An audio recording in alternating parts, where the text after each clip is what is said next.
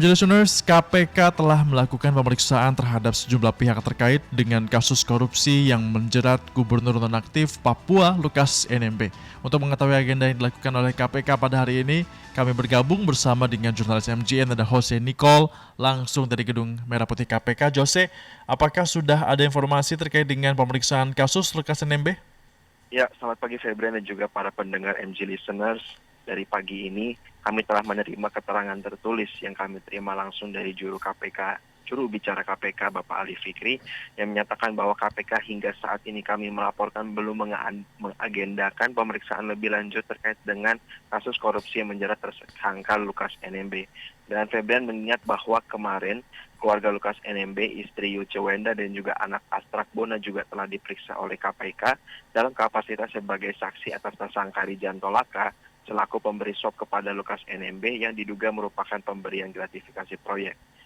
Istri serta anak dari Lukas NMB Febrian diperiksa selama kurang lebih 6 jam lamanya dan ketika meninggalkan gedung KPK kemarin, keluarga enggan untuk memberikan keterangan lebih lanjut kepada awak media.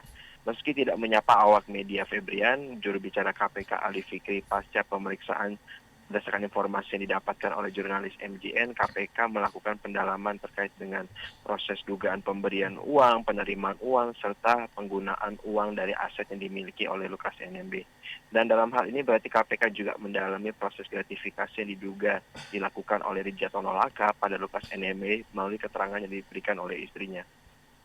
Dan lebih lanjut, Febria terkait dengan nihilnya agenda pemeriksaan Lukas NMB hari ini, mengingat bahwa Lukas NMB juga tengah menjalani masa pembantaran kedua pasca kondisi fisik yang menurun saat dilakukan pemeriksaan pada tanggal 17 lalu.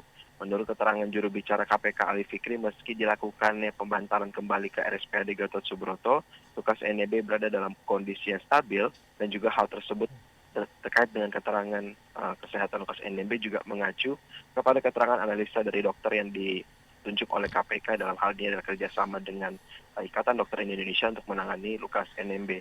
Namun dalam hal ini terkait dengan proses kesehatan dari Lukas NMB, pihak KPK komitmen untuk mengedepankan hak kesehatan tersangka dan akan memeriksa kembali terkait dengan proses dugaan tindak korupsi ini pasca masa pembantaran kedua selesai.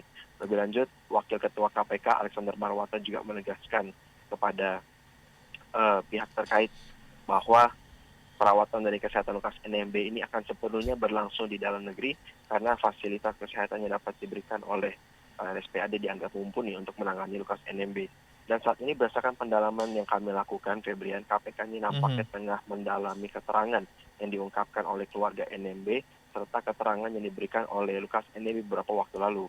Pola yang sama juga kerap ditunjukkan oleh KPK pasca melakukan pemeriksaan dan saat ini KPK nampak melakukan pendalaman dan penyidikan lebih lanjut terkait dengan keterangan yang diberikan oleh istri beberapa waktu lalu serta juga dengan keterangan yang diberikan oleh Lukas NMB pasca sebelum dirinya dilarikan ke rumah sakit. Dan pendalaman terkait dengan kasus ini juga terus melebar, Febrian, karena beberapa waktu lalu Wakil Ketua KPK Alexander Marwata juga menyatakan bahwa aliran dana ini diduga hingga ratusan miliar bahkan 1 triliun.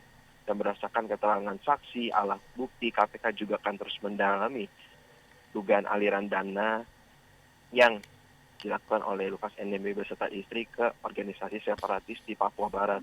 Dan lebih lanjut juga KPK telah berkoordinasi dengan Bank Pembangunan Daerah Papua terkait dengan aliran dana, serta KPK juga masih akan terus mendalami dugaan-dugaan proyek yang sudah aliran dana gratifikasi proyek yang sudah dilakukan oleh Gubernur Nonaktif ini bahkan dari zaman pengadaan PON Papua beberapa waktu lalu. Dan seperti yang kita tahu, Febrian, bahwa Rijanto sebagai pemberi gratifikasi juga dijerat pasal berlapis terkait dengan pemberantasan tindak pidana korupsi beserta juga dengan Lukas NMB.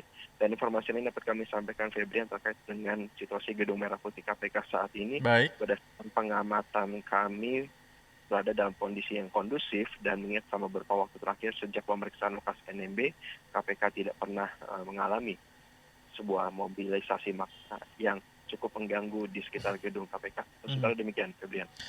Baik, Jose, terima kasih atas laporan Anda langsung dari Gedung Merah Putih KPK. Salam sehat dan juga selamat bertugas kembali.